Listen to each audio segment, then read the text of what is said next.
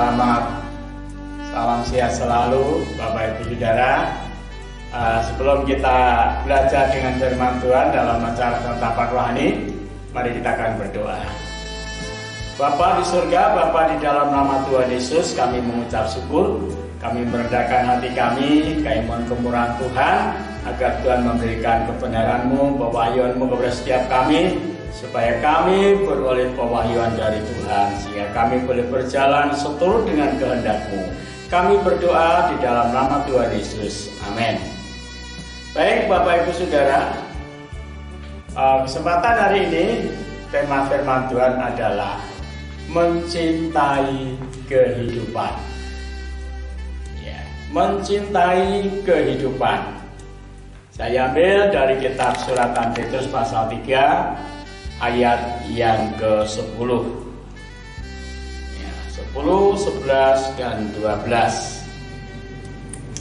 Siapa yang mau mencintai hidup dan mau melihat hari-hari baik, ia harus menjaga lidahnya terhadap yang jahat dan bibirnya terhadap ucapan-ucapan yang menipu.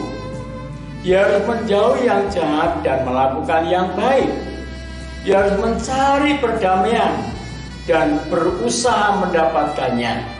Sebab mata Tuhan tertuju kepada orang-orang benar dan telinganya kepada permohonan mereka yang minta tolong. Tetapi wajah Tuhan menentang orang-orang yang berbuat jahat. Amin. Bapak Ibu Saudara yang terkasih di dalam Tuhan, Rasul Petrus mengirimkan surat kepada jemaat-jemaat yang ada di Libanon. Rasul Petrus mengingatkan, siapa yang mencintai hidup? Saya percaya tidak ada manusia yang tidak mencintai hidupnya. Semua orang pasti mencintai hidupnya sendiri-sendiri. Apalagi era global sekarang ini. Manusia 99% akan lebih cenderung memperhatikan kepentingannya sendiri daripada kepentingan orang lain. Tetapi Bapak Ibu Saudara harus bisa membedakan. Mencintai hidup, mencintai kehidupan dengan mementingkan diri sendiri itu beda. Lah bedanya di mana? Kalau orang mencintai hidup, Tuhan Yesus mengajarkan demikian. Kasihilah sesama manusia seperti dirimu sendiri. Artinya apa?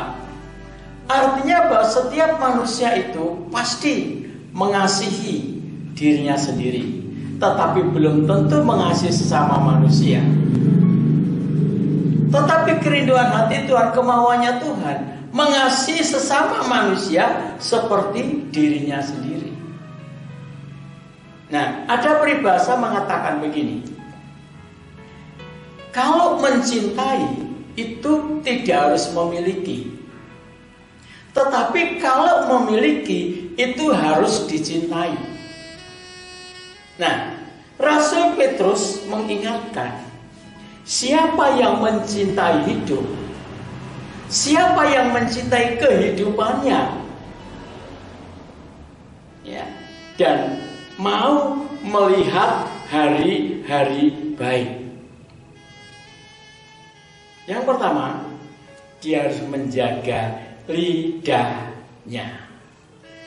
Lidah. Rasul Paulus juga pernah mengingatkan, ya, timbulnya pertengkaran, perselisihan di dalam jemaat Korintus hanya karena kurang bisa menjaga lidahnya. Amsal Sulaiman mengatakan, pasal 18, di sana dikatakan, mati dan hidup dikuasai oleh lidah. Lidah orang bijak itu akan mendatangkan kehidupan. Mendatangkan kehidupan. Bagaimana supaya lidah kita itu bisa mendatangkan kehidupan? Ketika Musa diperintahkan Tuhan untuk menyampaikan kebenaran Tuhan kepada Firaun, Musa berkata, Tuhan, saya ini bukan orang yang petah lidah, bukan orang yang pintar ngomong. Saya nggak bisa berbicara baik, Tuhan. Tuhan katakan, aku akan menaruh firman-Ku di dalam lidahmu. Jadi lidah ini bisa ditaruh firman, bisa diisi firman, supaya lidah kita itu mendatangkan kehidupan. Pada waktu saya masih kuliah, saya punya guru besar dari Amerika, namanya Bapak McClory. Saya tanya, bagaimana caranya bisa menaruh firman itu di dalam lidah? Jawaban beliau sederhana sekali, tetapi pelaksananya tidak sesederhana jawabannya. Mengapa? Dia katakan begini, apa? Firman apa? Ayat apa? Pas ayat berapa? Pasal berapa? Kitab apa yang mau kamu taruh di lidahmu? Baca 10 kali setiap satu ayat, maka ayat itu akan tertanam di lidahmu. Setelah itu tertanam di lidahmu, tanam di hatimu, tanam di bibirmu, tanam di telingamu, tanam di matamu. Jadi setiap ayat yang mau ditaruh di lidah itu dibaca 10 kali. Supaya apa? Supaya lidah kita itu bisa memiliki kehidupan. Ya. Kenapa? Karena ada ayat yang mengatakan bahwa lidah orang bodoh itu seperti bisa, ya, mengandung bisa yang mematikan.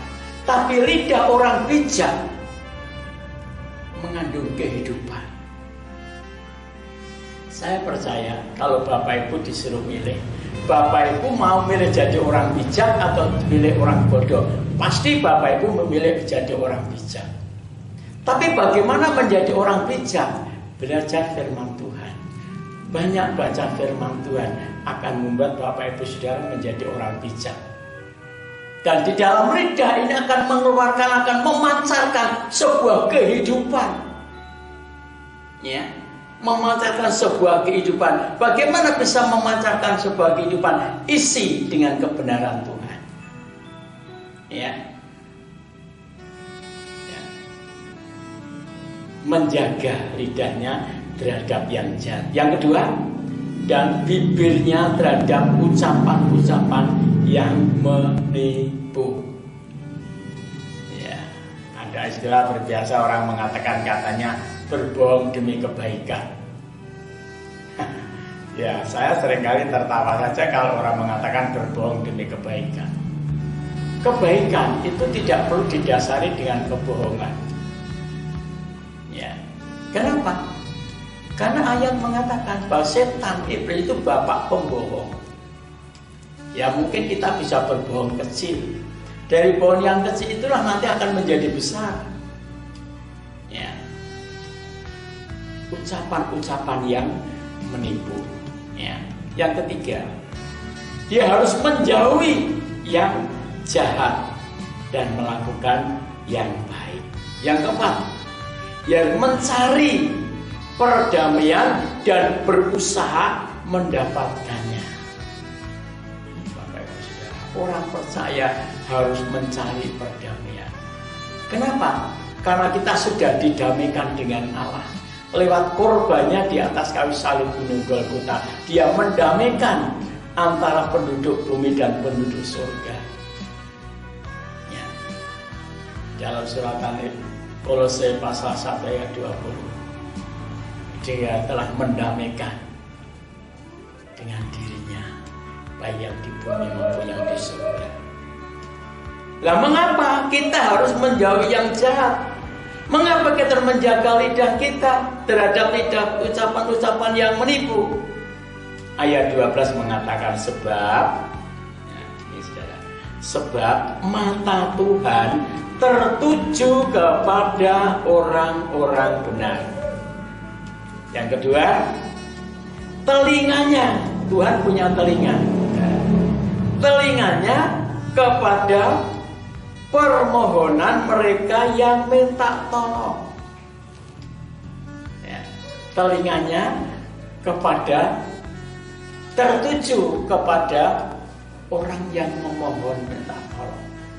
Mata Tuhan tertuju kepada orang benar. Dan terakhir, tetapi wajah Tuhan menentang orang-orang yang berbuat jahat. Tuhan menentang orang yang berbuat jahat. Oleh karena itu, marilah kita jauhi segala niat jahat. Jangan mendekat, jauhi, ya. Tuhan memberkati. Mari kita sama-sama berdoa dan kita mengucap syukur kepada Tuhan.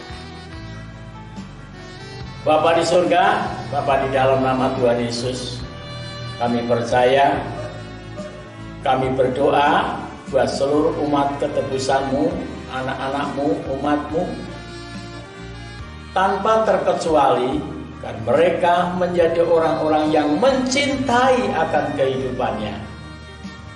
Oleh karena itu, berikanlah kuasa-Mu Tuhan, otoritas-Mu Tuhan buat anak-anak-Mu, buat orang percaya, agar bisa menjaga lidahnya, dan yang bisa menjaga bibirnya terhadap penipuan-penipuan. Karena di dunia ini Bapa di surga, penipu-penipu begitu banyak sekali. Berilah kekuatan kepada anak-anak-Mu, berilah ketabahan kepada anak-anak-Mu untuk senantiasa berusaha untuk mencari perdamaian dan berusaha untuk mendapatkannya. Tolonglah kami ya Bapa, supaya kami tetap menjadi orang-orang yang dibenarkan oleh darah Yesus. Karena Tuhan hanya melihat orang-orang benar. Terima kasih Bapa di surga, darah-Mu sudah membenarkan kami. Darah-Mu sudah membenarkan kami. Oleh sebab itu, pandanglah kami sebagai orang-orang benar ya Tuhan. Kami bersyukur kepadamu ya Bapa, supaya kami tetap mencintai kehidupan kami. Terpujilah nama-Mu ya Tuhan. Kami berdoa